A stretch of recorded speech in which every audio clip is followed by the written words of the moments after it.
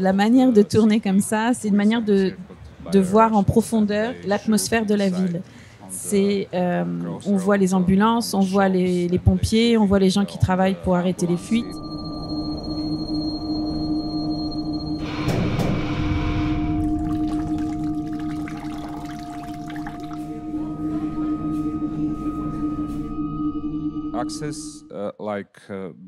D'un point de vue de l'accessibilité du lieu, du métro de Kharkiv, c'était assez simple, parce que d'un point de vue bureaucratique, et à moins d'avoir vraiment un problème, les soldats doivent ouvrir les portes.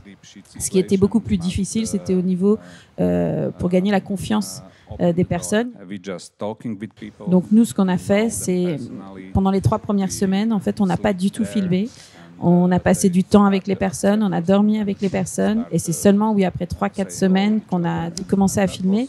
Mais à ce moment-là, on était devenus presque invisibles.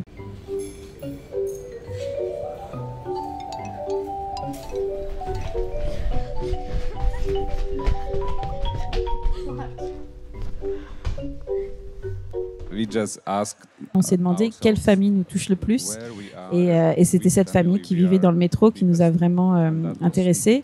Ils regardaient des films de Tarantino sur le téléphone, etc. Et c'est vrai que d'un seul coup, on s'est dit, ces enfants pourraient devenir les protagonistes. Ce ne sont pas des images vintage, c'est vraiment du Super 8. Et pour moi, c'est ce que les enfants ont imaginé, comment les enfants imaginent la guerre dehors. En fait, ils entendent des choses des parents, ils voient des choses dans le téléphone, mais ils ne voient pas dehors. Et si quelqu'un me dit Super 8, moi, je ferme les yeux et je revois des images dans la montagne, mes parents, et ça me fait ça m'apporte une nostalgie.